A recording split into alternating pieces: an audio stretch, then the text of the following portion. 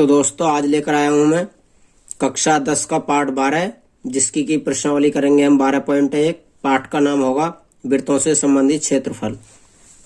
यहाँ पर वृत्तों से संबंधित क्षेत्रफल ही हल करेंगे हम।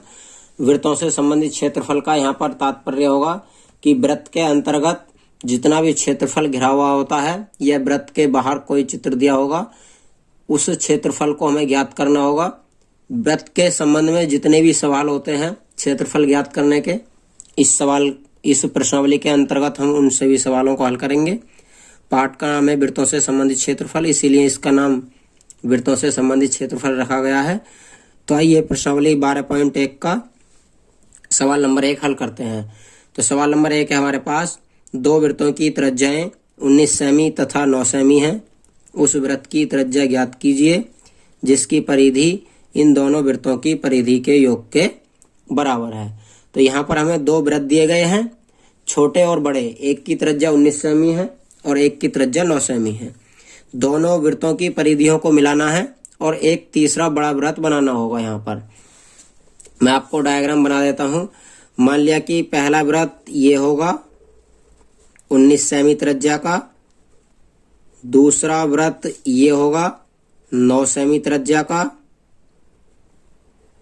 और तीसरा वृत्त जो बनेगा वो इन सभी को जोड़कर बनेगा। तो ये हो जाता है इतना बड़ा और इसकी त्रिज्या क्या होगी वो अभी पता नहीं है, इसलिए हम मान लेते हैं R3, इसे मान लेते हैं R1, इसे मान लेते हैं R2।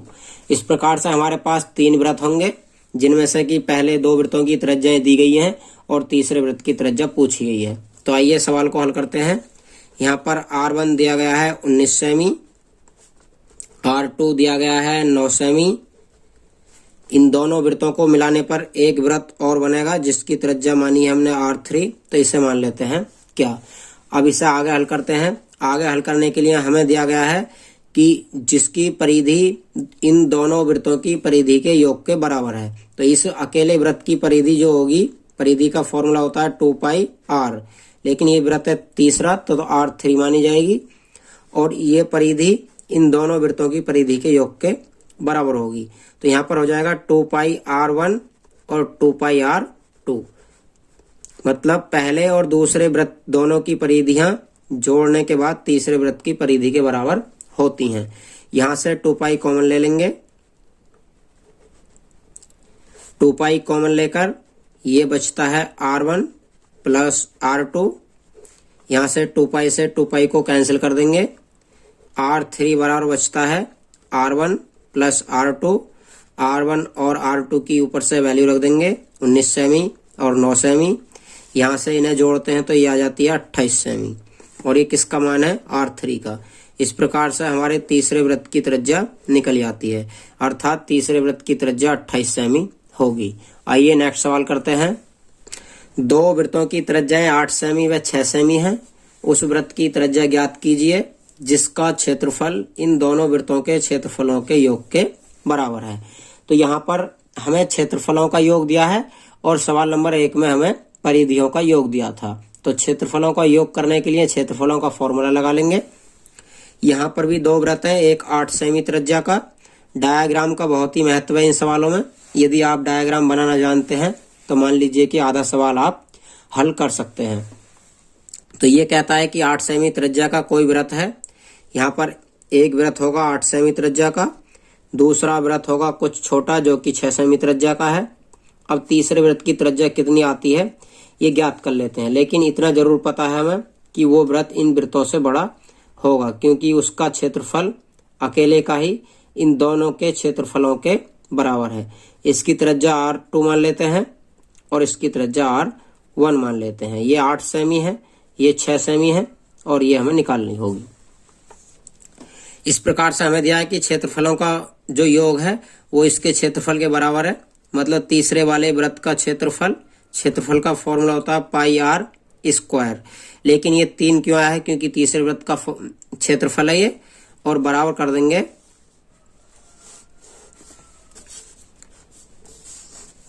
हमें बराबर दिया गया है दोनों छोटे वृत्तों का क्षेत्रफल। तो दोनों छोटे वृत्तों का क्षेत्रफल निकालने के लिए क्या करेंगे हम, πr1 का स्क्वायर पहले वृत्त का हो जाएगा पाई R2 स्क्वायर दूसरे वृत्त का क्षेत्रफल हो जाता है। इसे हल करने के लिए इधर से पाई कॉमन ले लेते हैं, तो यहाँ से बचता है पाई R3 स्क्वायर, यहाँ से बचता है pi R1 square plus R2 square. Pi से पाई कैंसिल आउट हो जाता है। R3 की वैल्यू नहीं दी गई है, इधर से R1 और R2 की वैल्यू रख देते हैं।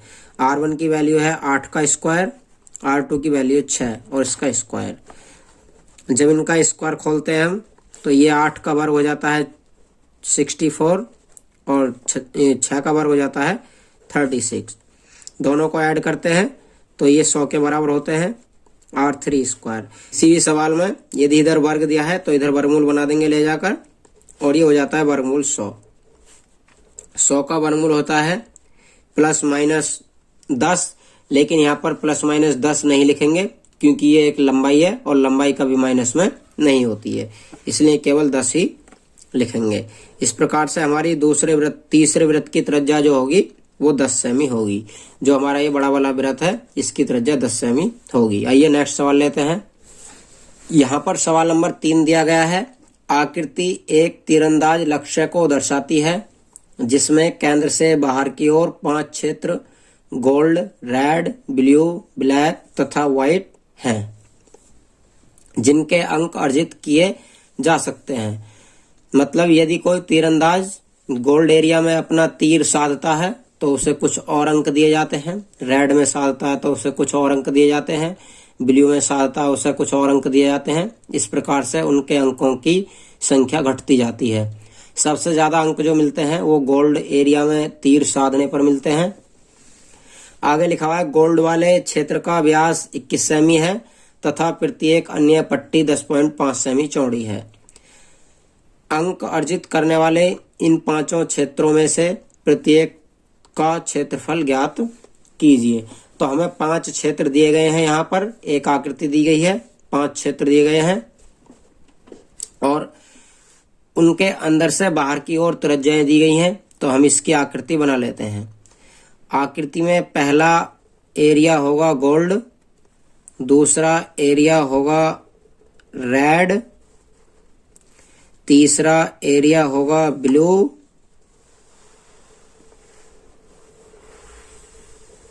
चौथा एरिया होगा ब्लैक और 5वां एरिया होगा व्हाइट।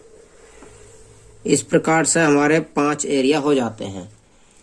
पहले एरिया का जो कि गोल्ड है इसका व्यास टोटल 21 सेमी है।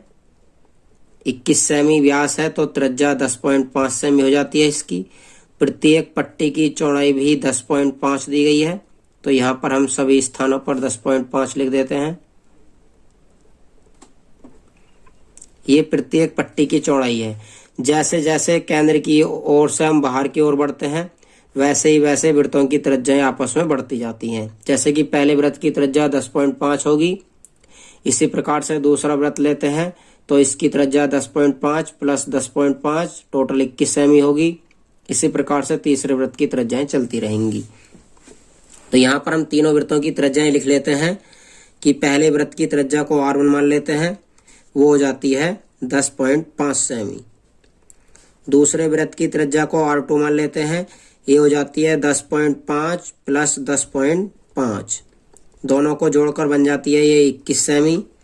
तीसरे वृत्त की त्रिज्या ले लेते हैं, तीसरे वृत्त की त्रिज्या हो जाती है 21 प्लस और 10.5 जुड़ जाता है, क्योंकि प्रत्येक पट्टी की जो ये चौड़ाई है ये बार बार त्रिज्याओं में जुड़ती चली जाएगी। इस प्रकार से हो जाती है 31.5 सेमी। R4 चौथे वृत्त की त्रिज्या लेते हैं, जो कि ये चौथा वृत्त है, तो इसकी त्रिज्या हो जाती है 31.5 पहले से थी और 10.5 और जुड़ जाती है। इस प्रकार से हो जाती है 42.5 सेमी। पांचवें वृत्त की 42.5 नहीं, ये 42 ही हो जाती है। इसी प्रकार से पांचवें वृत्त की त्रिज्या निकालते हैं तो 42 सेमी पहले से ही है और यहाँ पर 10.5 और जुड़ जाती है, तो ये हो जाती है 52.5 सेमी। इस प्रकार से हम पांचों वृत्तों की त्रिज्या निकाल लेंगे। अब पांचों वृत्तों का एरिया निकालना है, जिसमें से कि ये गोल्ड है, ये रेड है, ये ब्लू है, ये ब्लैक है और ये वाइट है। इस प्रकार से हमें 5 एरिया दिए गए हैं अंदर से, gold, red, black, blue, black और व्हाइट। सबसे पहले हम गोल्ड एरिया फाइंड करते हैं। तो गोल्ड एरिया के लिए हमें पहली वाली त्रिज्या लगानी होगी जो कि R1 बराबर 10.5 सेमी दी गई है। शुरू करते हैं।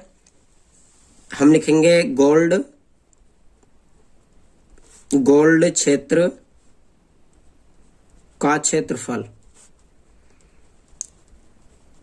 और गोल्ड क्षेत्र का क्षेत्रफल हो जाता है एक वृत्त का क्षेत्रफल जो कि होता है पाई R स्क्वायर, लेकिन पहला है तो यहाँ पर हम R1 लिख देंगे। मान रखेंगे, पाई को पाई रहने देंगे और R1 का मान 10.5 रखेंगे, इसका स्क्वायर हो जाता है। पाई के स्थान पर 22/7 रखेंगे और जब 10.5 का स्क्वायर खोलते हैं तो आता है 110.25।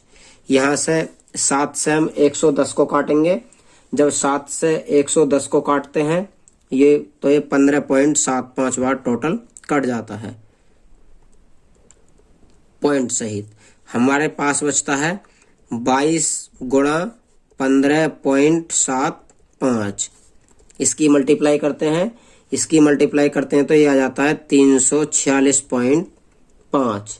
आगे के और भी अंक आएंगे, क्योंकि 2 के बाद पॉइंट है तो अगले अंकों को यहाँ पर आंसर में नहीं लिया गया है, तो केवल इतना ही लिखा गया है। इस प्रकार से ये गोल्ड एरिया निकल जाता है। पहला एरिया हम फाइंड कर चुके हैं। दूसरा एरिया निकालने के लिए क्या करेंगे हम, दूसरा है हमारा रेड एरिया ये, लेकिन रेड एरिया ये इतना दिया गया है। अब हम यदि हम पूरे वृत्त का ये क्षेत्रफल लगाते हैं तो इसमें गोल्ड एरिया भी आ जाता है, इसलिए हमें पूरे इस वृत्त के क्षेत्रफल में से अंदर गोल्ड एरिया को घटाना होगा, तब जाकर हमारा ये रेड एरिया निकल कर आएगा। तो रेड एरिया के लिए लिखते हैं रेड क्षेत्र का क्षेत्रफल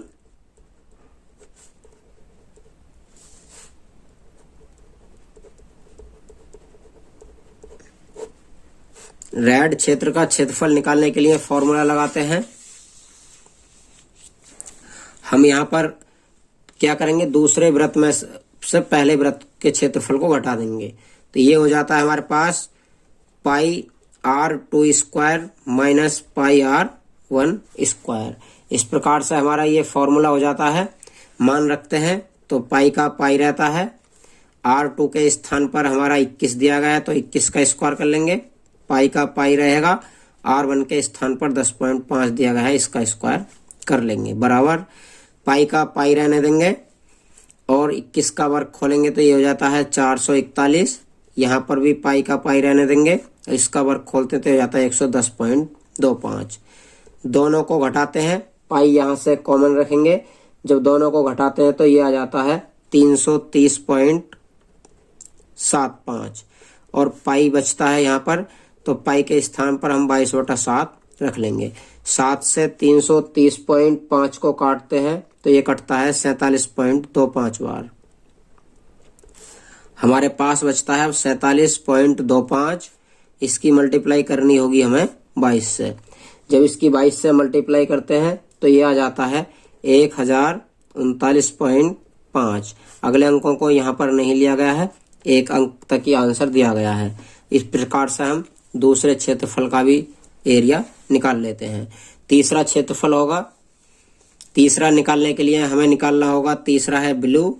तो ब्लू एरिया के लिए ब्लू वाला फॉर्मूला लगाएंगे, लेकिन यहाँ पर ब्लू एरिया निकालने के लिए हम क्या करेंगे, इस पूरे ब्लू एरिया में से, पूरे वृत्त में से अंदर वाले रेड एरिया तक का क्षेत्रफल घटा देंगे। इस प्रकार से हमारा तीसरे वृत्त का क्षेत्रफल निकल जाएगा। तीसरे वृत्त का नहीं, तीसरे कलर का क्षेत्रफल निकल जाएगा। तो यहाँ पर फॉर्मूला लगाते हैं हम, ब्लू क्षेत्र का क्षेत्रफल। जब ब्लू क्षेत्र का क्षेत्रफल लगाते हैं तो ये हो जाता है pi R3 square minus pi R2 square. Pi का पाई रहने देंगे, R3 का मान 31.5 रखेंगे, इसका स्क्वायर हो जाता है, माइनस पाई का पाई रहने देंगे और R2 का मान 21 रखेंगे, इसका स्क्वायर हो जाता है। बराबर लगाते हैं, पाई का पाई रहता है 31.5 का होल स्क्वायर खोलते हैं तो ये आ जाता है 992.25। 992.25 माइनस पाई का पाई रहने देंगे और 21 का वर्ग अभी खोला था, कितना होता है 441। यहाँ पर पाई कॉमन ले लेंगे और 992.25 में से 441 को घटा देंगे। जब 992.25 में से 441 को घटाते हैं तो ये आ जाता है 551.25। 551.25। अब बचता है ये पाई कॉमन वाला, तो पाई के स्थान पर हम रख देते हैं 22/7। 7 से 551.25 को काटते हैं तो ये कट जाता है 78.75 बार। हमारे पास अब बचता है 78.75 और गुणा में बचता है 22। 78.75 की 22 से मल्टीप्लाई करते हैं तो ये आ जाता है हमारा 1732.5। 1732.5। अगले अंकों को यहाँ पर भी नहीं लिया गया है तो ये हमारा आ जाता है बिलो एरिया निकलकर। चौथा एरिया निकालते हैं जो कि है ब्लैक। ब्लैक एरिया निकालने के लिए हम चौथे वृत्त में से तीसरे वृत्त को हटाएंगे तो ब्लैक एरिया, ब्लैक क्षेत्र का क्षेत्रफल। प्रत्येक क्षेत्र का क्षेत्रफल निकालने के लिए एक ही फॉर्मूला यूज करेंगे कि बाहर वाले एरिया में से, मतलब पूरे वृत्त में से अंदर वाले सभी एरियाओं को घटाते चले जाएंगे। इस प्रकार से हमारा सभी की वैल्यू निकलती चली जाएगी। पाई आर 4 स्क्वायर माइनस यहाँ पर करेंगे पाई आर 3 स्क्वायर। पाई आर 4 का हमारा मान है 42 का स्क्वायर, पाई का पाई रहेगा माइनस पाई का पाई रहेगा यहाँ पर भी, और आर 3 का मान होता है 31.5 का स्क्वायर। बराबर लाएंगे पाई का पाई, जब 42 का स्क्वायर खोलते हैं तो ये आ जाता है हमारा 1764 माइनस पाई का पाई रहेगा और 31.5 का वर्ग अभी खोला था, कितना आ जाता है 992.25। यहाँ से भी हमारा पाई कॉमन रहेगा दोनों में से और 1764 में से 992.25 को घटाएंगे। जब 1764 में से 992.25 को घटाते हैं तो ये बचता है हमारा 771.75। 771.75 गुणा, यहाँ पर पाई कॉमन था तो पाई की वैल्यू रख देते हैं 22/7। 7 से हम 771.75 को काटते हैं तो ये कट जाता है 110.25 बार। हमारे पास बाकी बचता है 110.25 गुणा 22। जब इसकी मल्टीप्लाई कर देते हैं तो निकल कर आ जाता है 2425.5। 2425.5। यहाँ पर भी अगले अंक को नहीं लिया गया है। इस प्रकार से हमारा ब्लैक एरिया भी निकल कर आ जाता है। अब लास्ट एरिया बचा है हमारा व्हाइट। व्हाइट एरिया निकालने के लिए हम पांचवें क्षेत्रफल में से चौथे क्षेत्रफल को घटा देंगे। तो यहाँ पर निकालते हैं व्हाइट एरिया, व्हाइट क्षेत्र का क्षेत्रफल। यहाँ पर लिखेंगे व्हाइट क्षेत्र का क्षेत्रफल। यह है व्हाइट क्षेत्र का क्षेत्रफल। इसके लिए क्या करते हैं, pi R 5 square minus pi R 4 square. मतलब चौथे वाले वृत्त में से ये जो हमारा चौथा वृत्त दिया गया था, यहाँ तक था चौथा वृत्त, तो इस चौथे वृत्त में से हम इस पांचवें वृत्त का एरिया पूरा हो जाता है टोटल, तो इस चौथे 4 वृत्तों तक का जो भी एरिया होगा उसे हम घटा देंगे। इस प्रकार से हमारा ये जो व्हाइट एरिया है ये निकल जाएगा। तो सवाल में फॉर्मूला लगाते हैं और उसके बाद इसकी वैल्यू रखते हैं। ये हो जाता है हमारे पास, पाई का पाई रहने देंगे, R5 का मान 52.5 होगा, स्क्वायर लगा देंगे, माइनस फिर पाई का पाई रहने देंगे और R4 का मान हो जाता है 42 का स्क्वायर। बराबर लगाते हैं, यहाँ पर पाई का पाई रहने देंगे, 52.5 का स्क्वायर खोलते हैं तो 52.5 का स्क्वायर आ जाता है हमारा 2756.25। 2756.25 माइनस पाई का पाई रहने देंगे और 42 का स्क्वायर खोलकर आ जाता है 1764, जो कि अभी खोला था। यहाँ पर हम पाई कॉमन ले लेंगे। पाई कॉमन लेने के बाद हमारे पास 156.25 में से 1764 घटाते हैं तो ये बचता है 952.25, 992.25। और पाई के स्थान पर 22/7 रख देते हैं, 22/7। यहाँ पर 7 से 992.25 को काटते हैं तो ये आ जाता है हमारा 141.75 बार। यहाँ पर 141.75 की मल्टीप्लाई करते हैं 22 से। जब यहाँ पर 141.75 की मल्टीप्लाई 22 से करते हैं तो ये आ जाता है 3118.5 सेमी स्क्वायर। इस प्रकार से हमारा वाइट एरिया भी निकल जाता है। तो हम पांचों एरिया ज्ञात कर चुके हैं। आइए सवाल नंबर नेक्स्ट करते हैं। हमारे पास सवाल नंबर 4 है। किसी कार के प्रत्येक पहिए का व्यास 80 सेमी है। यदि यह कार 66 किलोमीटर की चाल से चल रही है तो 10 मिनट में प्रत्येक पहिया कितने चक्कर लगाएगा। यहाँ पर एक कार है और कार की स्पीड दी गई है 66 किलोमीटर प्रति घंटे और यहाँ पर पूछा है कि वो पहिया 10 मिनट तक चलता है, मतलब कार 10 मिनट से चलती है 66 किलोमीटर प्रति घंटे की चाल से। और पूछा जा रहा है कि तो एक पहिया या मान ले कि प्रत्येक पहिया 10 मिनट में कितने चक्कर लगा पाएगा। तो यहाँ पर हमें पहले पता होना चाहिए कि 10 मिनट में पहिया कितनी दूरी चलकर जाएगा और ये पता होना चाहिए कि पहिए की परिधि कितनी होगी, क्योंकि एक चक्कर में जो पहिया चलेगा वो अपनी परिधि के बराबर चलेगा। आइए डायग्राम से मैं समझा देता हूँ। यहाँ पर ये दिया गया हमें एक पहिया और ये पहिए का दिया गया है व्यास पूरा 40 सेमी 80 सेमी, तो हम त्रिज्या लिख देते हैं 40 सेमी। मान लिया कि पहिया यहाँ से अब लुढ़कना शुरू करता है इधर को, तो एक चक्कर चलने के बाद पहिया इसी पॉइंट पर आ जाता है। इस प्रकार से पहिए के द्वारा जो चली गई दूरी होगी एक चक्कर में वो अपनी परिधि के बराबर होगी। तो यहाँ पर लिख लेते हैं पहिए की त्रिज्या। पहिए की त्रिज्या हो जाती है हमारी R बराबर 80/2 या कह सकते हैं 40 सेमी। ये हमें सेमी में दिया है और चाल हमें किलोमीटर प्रति घंटे में दी है और समय हमें मिनट में दिया है।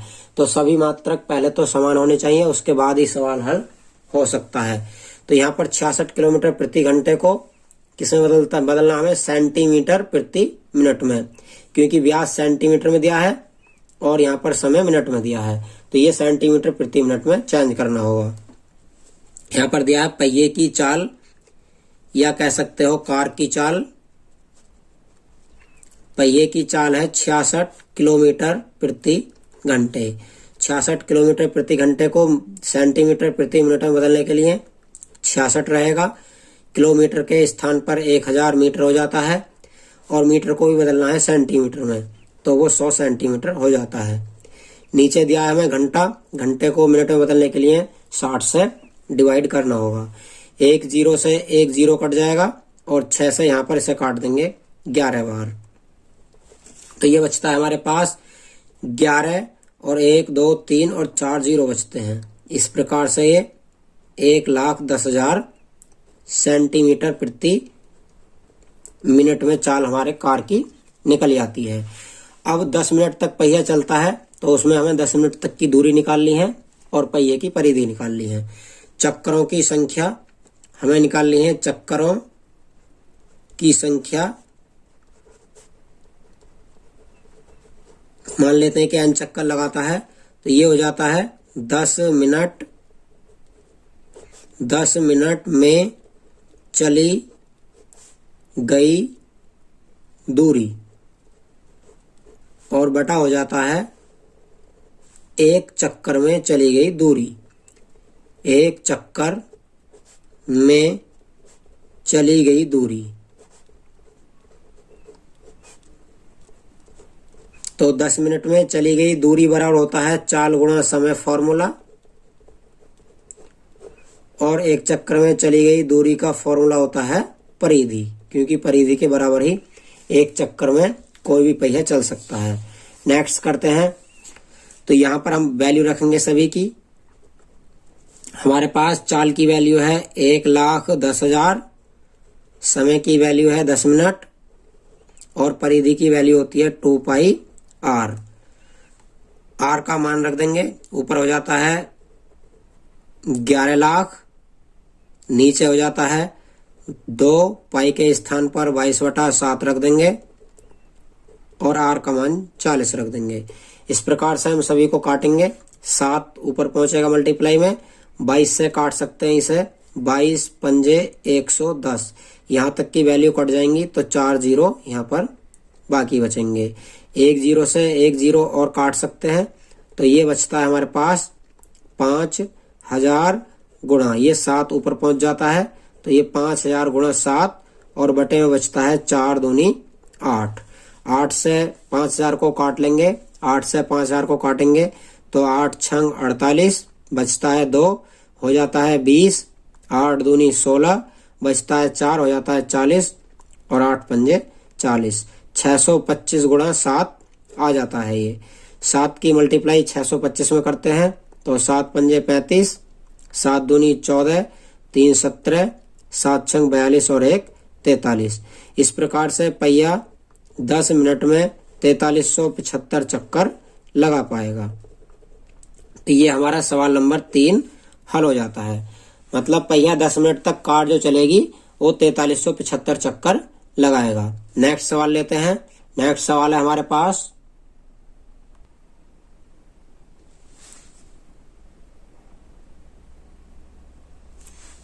सवाल नंबर 5 और इस प्रश्नावली का लास्ट सवाल। यदि एक वृत्त का परिमाप और क्षेत्रफल संख्यात्मक रूप से बराबर हो तो उस वृत्त की त्रिज्या है। ये एक ऑब्जेक्टिव क्वेश्चन है। यहाँ पर हमें वृत्त का परिमाप मतलब परिधि और क्षेत्रफल दोनों संख्यात्मक रूप से बराबर दिए गए हैं। यहाँ पर यदि हम मान लें, माना वृत्त की त्रिज्या r है, यदि ये मान लें कि वृत्त की त्रिज्या r है तो हमें दिया है परिमाप बराबर परिधि, परिमाप बराबर दिया है क्षेत्रफल, परिमाप बराबर परिधि नहीं क्षेत्रफल, क्योंकि हम परिधि को ही परिमाप कहते हैं। वृत्त का परिमाप होता है 2 पाई r और क्षेत्रफल होता है पाई r स्क्वायर। यहाँ से हम पाई से पाई काट देंगे, एक r स्क्वायर से एक r काट देंगे तो इधर से बचता है 2 बराबर r या r बराबर 2 मात्रक। इस प्रकार से ये हमारा सवाल आसानी से हल हो जाता है। तो दोस्तों आज के हमने 5 सवाल कंप्लीट किए हैं प्रश्नावली 12.1 के। नेक्स्ट प्रश्नावली में हम 12.2 में वृत्तों से संबंधित क्षेत्रफल, उनका त्रिज्याखंड, वृत्तखंड, अन्य चीजों के बारे में ज्ञात करेंगे और उन सभी को डिटेल से समझाया जाएगा पहले, तभी आपको सवाल करवाए जाएंगे। तो आप नेक्स्ट वीडियो देखना ना भूलें क्योंकि अगली वीडियो बहुत ही जबरदस्त आने वाली है। यदि इस वीडियो में किसी सवाल में आपको कुछ डाउट हो तो आप सवाल नंबर डालकर कमेंट कर सकते हैं, उस सवाल को मैं अगली वीडियो में कवर करा दूंगा। दोस्तों वीडियो पसंद आने पर लाइक करें, शेयर करें, चैनल को सब्सक्राइब करें, बेल आइकन प्रेस करना ना भूलें क्योंकि आपको इससे मिलती हैं अगली आने वाली वीडियो की नोटिफिकेशन। और अगली वीडियो की नोटिफिकेशन प्राप्त करने के लिए बेल आइकन को प्रेस करना ना भूलें। Thank you.